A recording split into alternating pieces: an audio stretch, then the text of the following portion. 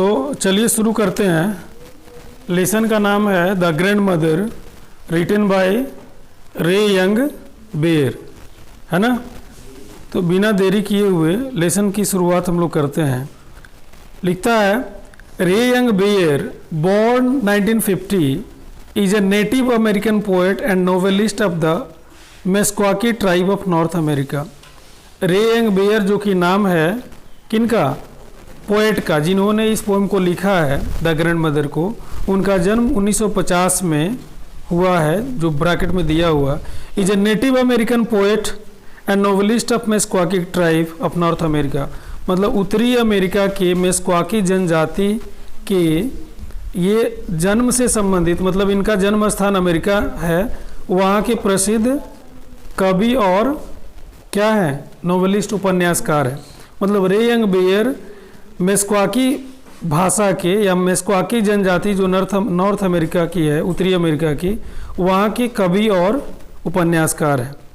आगे लिखता है growing up on the Meskwaki tribal settlement in Iowa, मतलब लोवा के मेस्क्वाकी सेटलमेंट में, मतलब मेस्क्वाकी लोग जहाँ रहते हैं, जनजाति लोग जहाँ रहते हैं, वहीं इनका ग्रो अप हुआ, मतलब यहाँ इनका पालन पोषण हुआ या वहीं पले बढ़े। He was encouraged to learn English by his maternal grandmother। Encourage का मतलब होता है बच्चों क्या, प्रोत्साहित करना या उत्साह बढ़ाना।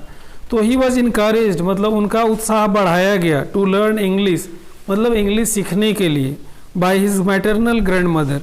maternal grandmother का मतलब नानी।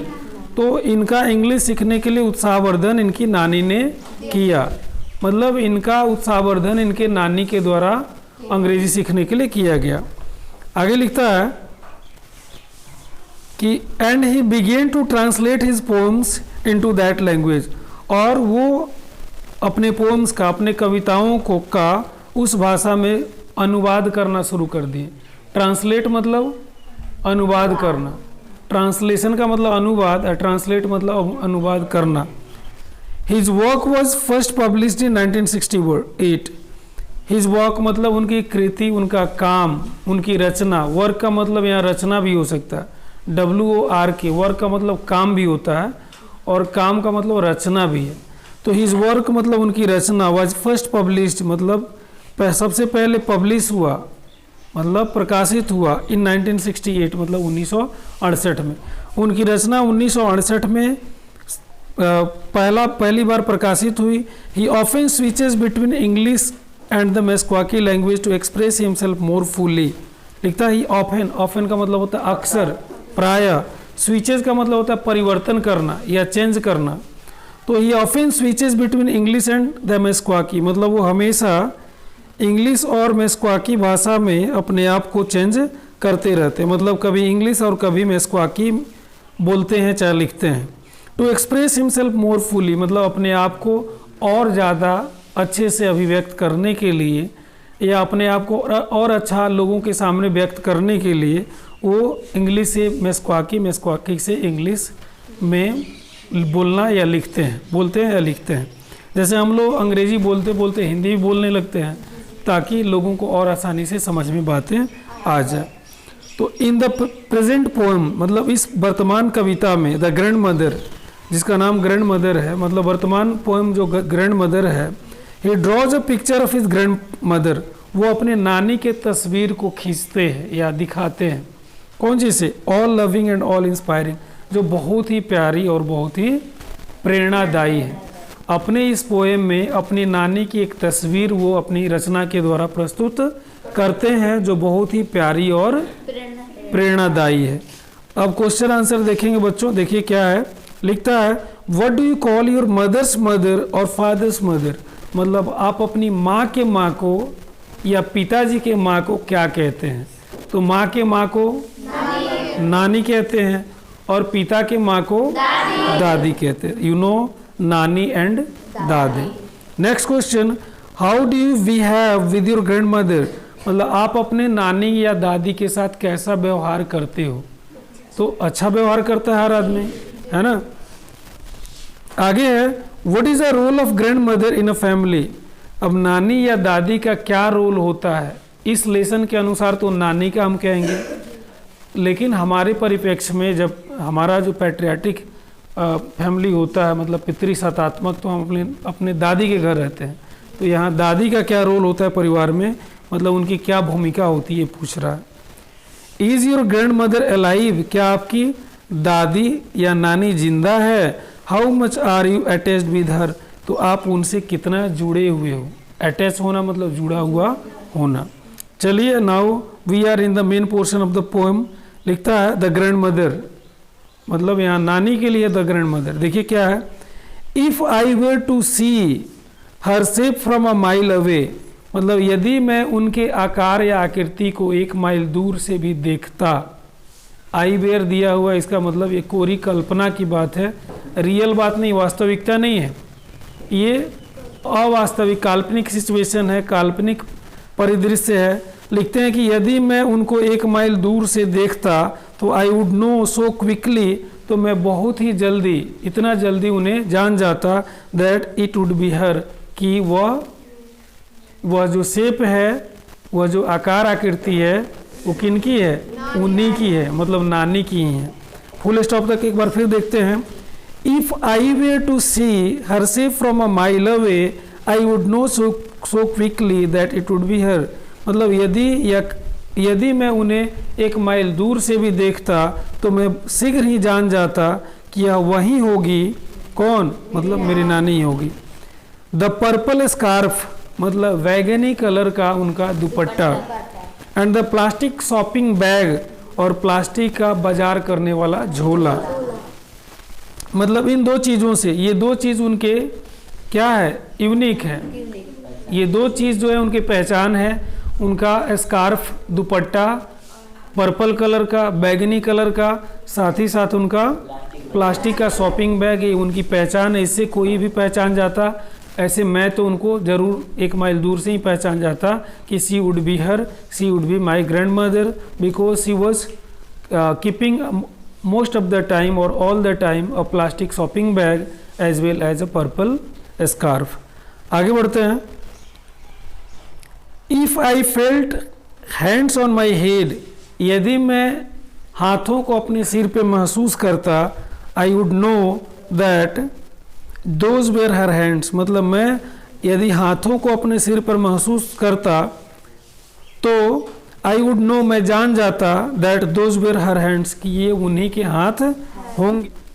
लिखता है जो उस पोएम का रेस्ट है, वार्म एंड डैम, वो हाथ कैसे थे, तो उष्ण थे। उष्ण मतलब हल्की गर्मी, मतलब वार्म का मतलब होता है न ज़्यादा गर्म न ज़्यादा ठंडा, बीच बीच का, जैसे उष्ण जिसको कहते हैं। तो वार्म एंड डैम, डैम का मतलब होता है नमी वाला, भीगा हुआ, तो उनके हाथ थोड़े गर्म और नमी वाले। With the smell of roots, जिसपे कंद मूल की गंध आती है, मतलब उनके हाथों से कंद मूल समझते हैं ना, जैसे बहुत सारे पौधे उनके होते हैं जिनके हम लोग जड़ खाते हैं, है ना, जैसे जिंजर है, अदरक है ना, ऐसे कोन है, शीतल केसवर है, आलू है, तो ये कंदमूल, जैसे सुथनी भी है, तो ये कंदमूल की महक उनके हाथों में होती थी, इससे वो आसानी से जान जाते कि वो मेरे नानी के ही हाथ है। बिना देखे हुए अपने नानी के हाथ को जान जाते हैं, या जान जाते क्योंकि उन हाथों में नमी थी, उन हाथों में उष्णता थी, साथ ही साथ उन हाथों से कंदमूल की गंध आती थी।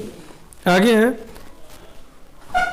If I heard a voice, यदि मैं एक आवाज़ सुनता, coming from a rock, rock का मतलब चट्टान, लेकिन यहाँ पहाड़, या कह सकते हैं दूर पहाड़ से अगर कोई आवाज़ आती तो मैं जान जाता, आई would no and her words, मैं जान जाता, एंड हर वर्ड्स, और उनके शब्द, उनकी बातें, WORDS वर्ड्स का मतलब होता है शब्द या बातें, उनकी बातें वुड फ्लो इनसाइड मी, तो अगर कोई आवाज़ दूर से भी आती तो मैं उसे जान जाता, क्योंकि उनकी बातें मेरे अंदर तैरती हैं, फ्लो है ना, मेरे अंदर बहती है। फ्लो का मतलब होता है बहना, जैसे पानी बहता है ना, तो फ्लो इनसाइड मी, मेरे अंदर उनकी बातें बहती है, जैसे पानी बहता वैसे बहती है। Like the light of someone staring ages, और ये बातें उनके अंदर कैसे बहती है, तो उस प्रकाश के जैसा, लाइट मतलब प्रकाश के जैसा, ऑफ समवन स्टारिंग आसेज मतलब जब कोई किसी राख को उड़ेलता है या राख को ऊपर नीचे करता है, टटोलता है डंडे से, तो उसमें से आग की लपट जैसे निकलती है, उसी तरह इनकी बातें भी मेरे अंदर बहती है या फ्लो करती है, जैसे आग की लपट बहती है। From a sleeping fire at night मतलब रात में आग जब बुझ रही हो और उस समय आग को कोई छेड़ता है, राख को कोई छेड़ता है, स्टार मतलब हिलाता है, डुलाता है या उड़ेलता है, आग जैसे निकलती है, उसी तरह से उनकी बातें भी मेरे अंदर जेहन में बहती है या गूंजती है। तो इस प्रकार से मैं अपनी नानी को पहचान जाता कि ये मेरे नानी की ही आवाज़ है। तो इस तरह से 3 तरह से उन्होंने कहा कि अपनी नानी को पहचान जाता। पहला कि दूर भी रहती तो उनके पर्पल स्कार्फ से और प्लास्टिक शॉपिंग बैग से पहचान जाता। उसके बाद हाथ अगर कोई सिर पे रख दे तो भी मैं पहचान जाऊंगा कि ये उन्हीं के होंगे। मतलब अगर कोई ऐसे भी नानी अगर अचानक से पीछे से चाहे मेरे बिना जानकारी में अपना हाथ मेरे सिर पे रख दे तो मैं जान जाऊंगा कि मेरे नानी के ही हाथ है। कैसे? तो उनके हाथ उष्ण होते थे, वार्म होते थे, डैम होते थे, और साथ ही साथ उनसे कंद मूल का स्मेल आता था, रूट्स का स्मेल आता था। फिर उसके बाद कहते हैं कि अगर दूर से भी आवाज़ कहीं से गूंज के कोई आए तो भी मैं पहचान जाऊंगा कि मेरे नानी की ही है, क्योंकि उनके आवाज़ मेरे अंदर, मेरे शरीर में, मेरे मन में, अंदर का मतलब यहाँ मेरे जेहन में, मेरे मन में ऐसे गूंजते हैं, ऐसे बहते हैं जैसे आग बुझ रहा हो और कोई लकड़ी से आग को हिलाता है, राख को हिलाता है। स्लीपिंग फायर लिखा हुआ, तो राख को कोई अगर हिलाता है उसमें से जैसे आग की लपट निकलती है, उनकी ये आवाज़ भी मेरे अंदर गूंजती है। तो इस तरह से आवाज़ से, हाथ से और उनके अपीयरेंस से मैं पहचान जाता। तो इस तरह से लेसन ख़त्म हुआ। ये क्वेश्चन आंसर है, इसको आप लोग करेंगे, ऐसे मैं करा भी दूंगा। That's all.